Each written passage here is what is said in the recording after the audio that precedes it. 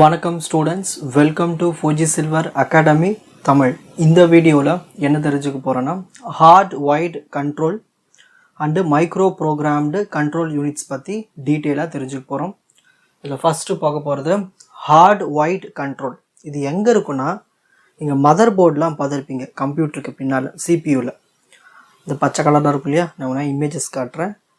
அந்த மதர் போர்டில் தான் ஒரு ஓகேங்களா, அந்த ஹார்ட் ஒயர்டு ரெடி பண்ணியிருப்பாங்க. அதில் இந்த மாதிரி தான் இருக்கும் இந்த சென்டர் பாக்ஸ். இதுதான் வந்து main thing, fixed logic circuit. இது என்ன பண்ணுன்னா, கம்ப்யூட்டரில் இருக்கிற அந்த இன்ஸ்ட்ரக்ஷன்ஸை பக்காவாக நம்மளுக்கு எக்ஸிக்யூட் பண்ணி கொடுக்கறது இவங்க தான். கண்ட்ரோல் பண்ணுறது அந்த இன்ஸ்ட்ரக்ஷன்ஸை வந்து லாஜிக் கேட்ஸ்லாம் பயன்படுத்தி எக்ஸிக்யூட் பண்ணுறதுக்கு காரணமே இவங்க தான், fixed logic circuits.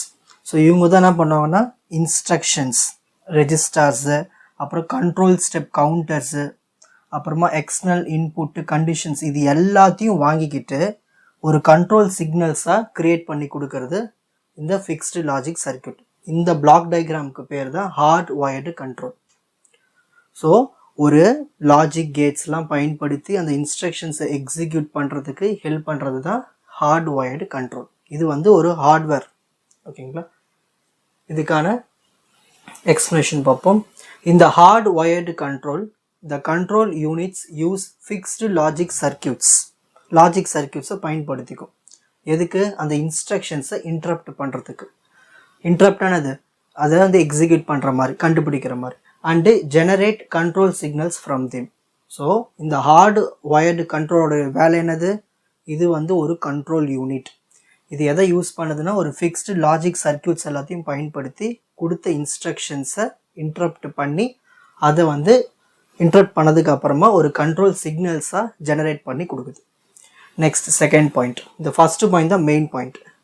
The fixed logic circuits use contents of the control step counter, contents of the instruction register, contents of the condition code flag, and external input signals such as MFC and interrupt request to generate control signals. இந்த second பாயிண்டோட meaning என்னன்னா, நான் சொன்னேன் இல்லையா, இந்த instruction register, control step counter, external inputs, condition codes, இது எல்லாத்தையும் வாங்கிக்கிட்டு கண்ட்ரோல் சிக்னல்ஸாக கொடுக்குதுன்னு சொல்கிறாங்க. அதான் வந்து செகண்ட் பாயிண்ட்டுக்கான மீனிங்.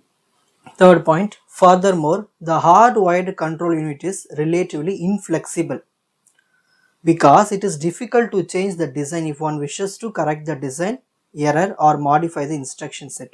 இது வந்து ஒரு ஹார்ட் வயர்டு. ஒரு வாட்டி நம்ம வந்து ரெடி பண்ணிட்டோம்னா அந்த டிசைனை இன்னொரு வாட்டி மாற்றுறது கஷ்டம். ஓகேங்களா, ஸோ அதுதான் வந்து இங்கே வந்து ஒரு இன்ஃப்ளெக்சிபிளாக இருக்குது. இந்த 3 பாயிண்ட் எழுதிட்டு இந்த பிளாக் டயக்ராம் வரைஞ்சிட்டு இதனுடைய அட்வான்டேஜஸ், டிஸ்அட்வான்டேஜஸ் எழுதணும். Next advantages. Hard wired control unit is fast. So hard wired control unit வந்து ஏன் ஃபாஸ்ட்டாக இருக்குன்னா, இருக்கிறது கொஞ்சம் காம்போனன்ட்ஸ் தான். அந்த கொஞ்சம் காம்போனன்ட்ஸ்லேயே எல்லா வேலையும் நடக்கும் சீக்கிரமாக. ஸோ சீக்கிரமாக எல்லா டேட்டாஸையும் வாங்கிட்டு சீக்கிரமாக கண்ட்ரோல் யூனிட்ஸ் நம்மளுக்கு கண்ட்ரோல் சிக்னல்ஸு கொடுத்துரும். Second one, greater chip area efficiency. So chip area வந்து நல்ல பயன்பாடு, ஏன்னா இது ஒரு ஹார்ட்வேர் இல்லையா, அதனால். டிஸ்அட்வான்டேஜஸ் ஏற்கனவே சொன்ன மாதிரி தான். More the control signals required by the CPU. சிபியூக்கு வந்து நிறைய கண்ட்ரோல் சிக்னல்ஸ் தேவைப்படும். More complex will be the design of the control unit. ஒரு சிபியூக்கு நிறைய கண்ட்ரோல் சிக்னல்ஸ் வேணும்னா டிசைன் வந்து நல்லா காம்ப்ளெக்ஸாக இருக்கும். ஸோ அந்த ஹார்ட்வயர்டு கண்ட்ரோல் இந்த டிசைன் பண்ணுறது ரொம்ப கஷ்டமாயிடும். Modification control signals are very difficult. இது வந்து ஒரு ஹார்ட்வேர், ஒரு வாட்டி நம்ம வந்து டிசைன் பண்ணிட்டோம், அதை மாற்ற முடியாது, டிஃபிகல்ட். இதுதான் advantages, disadvantages. Next, microprogrammed control. பாருங்க, மைக்ரோப்ரோகிராம்டு கண்ட்ரோல். Next type.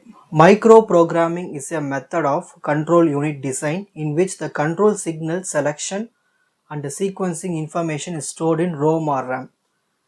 இப்போ இன்ஃபர்மேஷனை செலக்ட் பண்ணும், அரேஞ்ச் பண்ணும், அதை எடுத்துகிட்டு போய் ROM, read only memory or random access மெமரியில் போய் ஸ்டோர் பண்ணுற வேலை தான் மைக்ரோப்ரோகிராம்டு கண்ட்ரோலோடைய வேலை. இது வந்து ஒரு ஆர்டராக பண்ணும். A sequence of one or more micro operations designed to control specific operations such as addition, multiplication is called microprogram. மைக்ரோப்ரோக்ராம்னா குட்டி குட்டி ஆப்ரேஷன்ஸ்லாம் பண்ணணும். அதுக்கு கொடுக்குற இன்ஃபர்மேஷன்ஸ் எல்லாத்தையும் ஆர்டராக வாங்கிக்கிட்டு சீக்வன்ஸாக அரேஞ்ச் பண்ணிக்கிட்டு அப்புறமா வந்து ஆப்ரேஷன்ஸை பர்ஃபார்ம் பண்ணும்.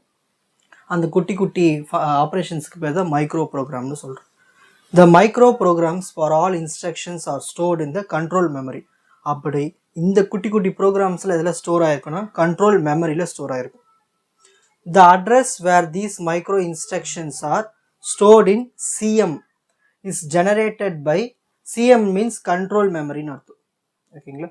The address where these micro instructions are stored in CM is generated by microprogramming sequencer or microprogram controller. So இந்த இன்ஸ்ட்ரக்ஷன்ஸ் எல்லாத்தையும் ஒரு குறிப்பிட்ட மெமரியில் ஸ்டோர் பண்ணுறதுக்கு அட்ரஸ் தேவையில்லையே, அந்த அட்ரஸில் யார் ஜெனரேட் பண்ணி கொடுப்பாங்கன்னா மைக்ரோப்ரோக்ராம்டு கண்ட்ரோல் தான் ஜெனரேட் பண்ணி கொடுக்கும். அதுக்கு இதுக்கு என்ன வித்தியாசம்னா அது ஹார்ட்வேர், இது வந்து ஃபுல்லாகவே ப்ரோக்ராம்ஸாகவே நம்ம ரெடி பண்ணி கண்ட்ரோல் சிக்னல்ஸை வாங்குவோம். நெக்ஸ்ட் இதுக்கான பிளாக் டயக்ராம் பாருங்க. இன்ஸ்ட்ரக்ஷன் ரெஜிஸ்டர்ஸ் சீக்வன்சர் இதில் தான் வந்து அட்ரஸ் ஜென்ரேட் பண்ணுறது. இன்புட் எல்லாம் வாங்கிக்கும், கண்டிஷன் கோட்ஸ்லாம் வாங்கிட்டு நம்மளுக்கு கண்ட்ரோல் அட்ரஸ் ரெஜிஸ்டர் வழியாக வந்து அட்ரஸ் க்ரியேட் ஆகி அது கண்ட்ரோல் மெமரிக்கு போகும், அதை ரீட் பண்ணிக்கும். நெக்ஸ்ட்டு நம்மளுக்கு கண்ட்ரோல் வேர்டு மைக்ரோ இன்ஸ்ட்ரக்ஷன் ரெஜிஸ்டருக்குள்ளெல்லாம் போயிட்டு டீகோடருக்குள்ளே போயிட்டு லாஸ்ட்டாக நம்மளுக்கு கண்ட்ரோல் சிக்னல்ஸு சிபிக்குள்ளே கிடைக்கும். So control signals to system bus. So இந்த மாதிரி நம்மளுக்கு ரெண்டு டேட்டாஸ் இருக்கும், ஒன்று சிபியுக்கு இன்னொன்று வந்து சிஸ்டம் பஸ்ஸுக்கு. அப்போது இது வந்து ஒரு மைக்ரோ ப்ரோக்ராம். அதுக்கு இதுக்கு என்ன வித்தியாசம்னா இதில் வந்து ஒரு ஆர்டராக இருக்கும், அதில் வந்து ஒரே சிங்கிளாக ஹார்ட்வயர்டு ஒரு வாட்டி பண்ணிட்டோம்னா டிசைன் மாற்ற முடியல. ஆனால் இது நம்ம எங்கே வேணால் டிசைன்ஸ்லாம் மாற்றிக்கலாம், எது தேவையில்லையோ மாற்றிக்கலாம், அட்ரஸ் இங்கே மாற்றினா மாற்றிக்கலாம், ஸோ நம்மளுக்கு காம்போனன்ட்ஸ் கூட மாற்றிக்கலாம். ஸோ இதுலேருந்து நம்மளுக்கு வெறும் சிஸ்டம் பஸ்க்கு மட்டும்தான் வேணும்னா கூட மாற்றிக்கலாம். ஸோ எந்த காம்போனன்ட்ஸ் வேணாலும் இதில் ஈஸியாக சேஞ்ச் பண்ணிக்கலாம் மைக்ரோ ப்ரோக்ராம்டு கண்ட்ரோல். இதில் காம்போனன்ட்ஸ்னால் சாஃப்ட்வேர்ஸ்னு அர்த்தம். அது அந்த சாஃப்ட்வேர்ஸில் இருக்கிற மைக்ரோ ப்ரோக்ராம்ஸ். சரி, நெக்ஸ்ட் இதுக்கான அட்வான்டேஜஸ்.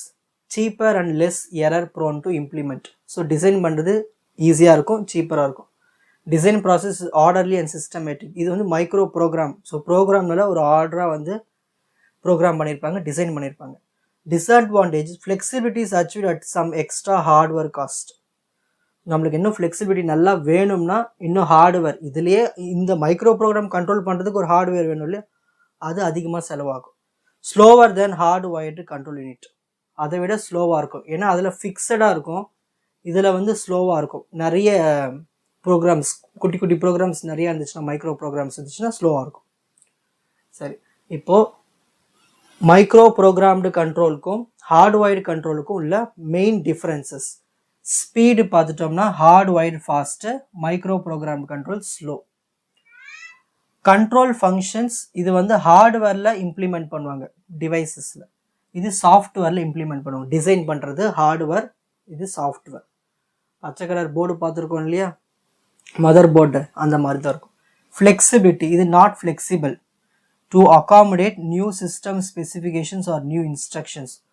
ஏதாவது ஒரு புது இன்ஸ்ட்ரக்ஷன்ஸ் வேணும், அதை வந்து எடுத்துக்காது, ஏன்னா நாட் ஃப்ளெக்சிபிள். ஏன்னா இருக்கிற இன்ஸ்ட்ரக்ஷன்ஸ் அதுக்கு கொடுத்த இன்ஸ்ட்ரக்ஷன்ஸை மட்டும்தான் எக்ஸிக்யூட் பண்ணும். ஆனால் மைக்ரோ ப்ரோக்ராம் கண்ட்ரோல் அப்படி கிடையாது, மோர் ஃப்ளெக்சிபிள். எல்லா இன்ஸ்ட்ரக்ஷன்ஸையும் என்ன பண்ணும், அலோவ் பண்ணும், அகாமடேட் பண்ணும். Ability to handle large complex instruction set, இது டிஃபிகல்ட், ஏன்னா கொடுத்ததை மட்டும்தான் பண்ண முடியும். இது கொஞ்சம் ஈஸியராக இருக்கும். Ability to support OS and diagnostic features, very difficult. இதில் வந்து ஈஸி, ஏன்னா ஹார்ட்வயர்டு ஒரு குறிப்பிட்ட ஓஎஸ்க்கு மட்டும்தான் பொருந்தும். ஸோ அதுக்கேற்ற மாதிரி தான் டிசைன் பண்ணியிருப்பாங்க. இது அப்படி கிடையாது, இது எல்லாத்துக்குமே பொருந்தும் ஈஸியாக. டிசைன் ப்ராசஸ் இது காம்ப்ளிகேட்டட், ஏன்னா இது ஒரு ஹார்ட்வயர்டு. இது வந்து ஆர்டர்லி அண்ட் சிஸ்டமேட்டிக், ஏன்னா மைக்ரோ ப்ரோக்ராம்ஸ் தான் அரேஞ்ச் பண்ண போகிறோம். அப்ளிகேஷன்ஸ் இதில் எங்கே பயன்படும்னா மைக்ரோ ப்ராசஸர் சிப்ஸ் இருக்கு இல்லையா, அதில் பயன்படும். இது வந்து மெயின் ஃப்ரேம்ஸு, சில மைக்ரோ ப்ராசஸர், ரொம்ப ரிஸ்க்கான மைக்ரோ ப்ராசஸரில் இது பயன்படுத்துவாங்க. ஒரு நார்மல் மைக்ரோ ப்ராசஸரில் மைக்ரோ ப்ரோக்ராம்டு கண்ட்ரோல் பயன்படுத்துவாங்க. இன்ஸ்ட்ரக்ஷன் செட் சைஸ் மோஸ்ட்லி 100 இன்ஸ்ட்ரக்ஷன்ஸ்க்கு குறைவாக தான் இருக்கும், அவ்வளோதான் இருக்கும். ஆனால் இதில் வந்து ஓவர் 100, ஸோ 100க்கு மேலேயும் வரலாம். ரோம் சைஸ் இதில் வந்து அப்படின்னு கிடையாது, ரோம் சைஸ் கிடையாது. இதில் வந்து 2Kலேருந்து 10K வரைக்கும் 2400 by மைக்ரோ இன்ஸ்ட்ரக்ஷன்ஸ் கொடுக்கலாம். அந்த அளவுக்கு மெமரி இருக்குது. 20K ஒரு 10K வரைக்கும் தான் வருது. 2Kலேருந்து 10K ஓகேங்களா. ஸோ தௌசண்ட்ஸில். சிப்ப area efficiency uses least area. ஏன்னா இது ஹார்ட்வைடு சின்னது தான், இது கம்மியான இன்ஸ்ட்ரக்ஷன்ஸ் தான். ஸோ அதுக்கு தேவை கம்மியான ஏரியாவே போதும். இதுக்கு வந்து அப்படி கிடையாது, மோர் ஏரியா யூஸ் பண்ணிக்கும். ஏன்னா நிறைய ப்ரோக்ராம்ஸ் இருக்கும், மைக்ரோ ப்ரோக்ராம்ஸ். ஸோ இவ்வளவு தான் வித்தியாசங்கள். ஸோ இதை நீங்கள் எப்படி ஆர்டர் எழுதணும்னா, ஃபர்ஸ்ட் ஹார்ட்வைர்டு கண்ட்ரோல்னால் என்ன, அதுக்கான அட்வான்டேஜஸ் டிஸ்அட்வான்டேஜஸ், அதுக்கான block diagram. Next microprogrammed கண்ட்ரோல்னால் என்ன, அதற்கான அட்வான்டேஜஸ் டிஸ்அட்வான்டேஜஸ், அதுக்கான block diagram. Next difference between hardwired and micro programmed control. நீங்கள் இதுவே வந்து எக்ஸ்ப்ளனேஷன்ஸ்லாம் சேர்த்து ஒரு 13 மார்க் கொஷனுக்கு எழுதிடலாம். இந்த இதுவே இதே ஒரு பேராகிராஃப் ஆகும், இது ஒரு பேராகிராஃப் ஆகும் எழுதிடலாம். இதை ஹெட்டிங்ஸ் போட்டு அப்புறம் இந்த பிளாக் டயக்ராம் வரைஞ்சிடலாம். ஸோ நீங்கள் எது வேணால் யூஸ் பண்ணிக்கலாம் இதில். ஸோ மைக்ரோ ப்ரோக்ராம்டு கண்ட்ரோல்னால் என்ன, ஹார்ட்வைர்டு கண்ட்ரோல்னால் என்னென்னு இந்த வீடியோவில் தெரிஞ்சிட்ருப்பீங்க. வாட்ச் அதர் எபிசோட்ஸ் இந்த appropriate playlist. 4G Silver Academy, Strength, Success, Clarity. வணக்கம்.